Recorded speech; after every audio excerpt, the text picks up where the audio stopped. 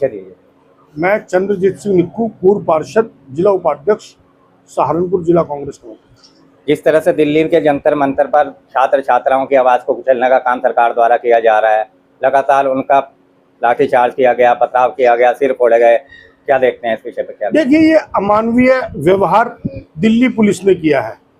केंद्रीय गृह मंत्री अमित शाह के अधीन दिल्ली पुलिस है, तो इसे अमित शाह की साजिश के रूप में ही मानना चाहिए। एक तड़ीपार गुंडा भारत की सत्ता पर काबिज है, राजशाही शासन है, हिटलरशाही है, और उनके साथ किसी भी मानवीय दृष्टि से व्यवहार होने की उम्मीद नहीं की जा सकती।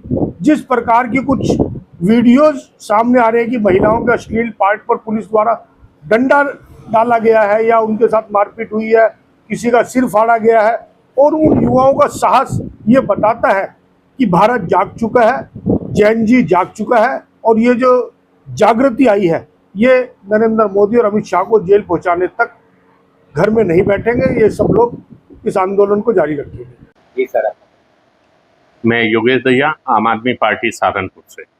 जिस तरह से पिछले 10-15 दिनों से देश के अंदर एक छात्र छात्राओं को लेकर बड़ा आंदोलन किया जा रहा है, जिसमें मानसून द्वारा लगातार भूख हड़ताल की जा रही है और पुलिस द्वारा भी उन्हें बर्बरतापूर्वक परसों रात को उठाया गया, उसको आम आदमी पार्टी अपना पूर्ण समर्थन दे रही है। इस विषय पर खुलकर अपना देखिए, ये 6 जून से शुरू हुआ था और करीब 50 दिन ये जो आंदोलन चला है, इसमें देश के एक महान वैज्ञानिक शिक्षाविद सोनम वांगचुक जी ने भी भूख हड़ताल करी, करीब 25 दिन की जो थी, और उसके अलावा अभिजीत दीप के भी भूख हड़ताल पर रहा। इसके अलावा बहुत सारे छात्र छात्राएं, करीब 20-25 छात्र छात्राएं भी वहाँ पर लगातार भूख हड़ताल पर थी।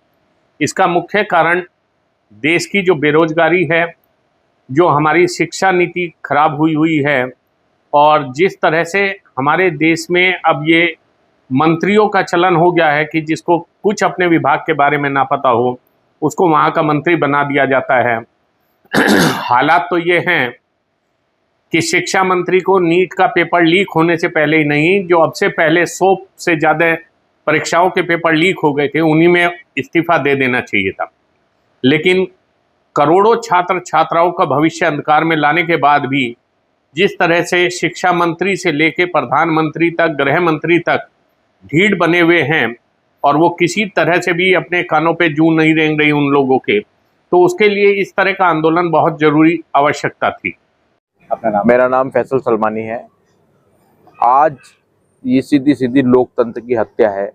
उन नौजवानों पर, उन बच्चों पर जिस तरीके से लाठी जंतर मंतर पर बजाई गई है, वो बहुत ही निंदनीय है। वो बहुत ही इस देश के लिए बहुत दुर्भाग्य की बात है कि जिस तरीके से बच्चों के साथ लाठीचार्ज कराई, ये गूंगी बहरी सरकार है। इसमें इसके आगे कोई सुनवाई नहीं है, कोई सुनने वाला नहीं है। जिन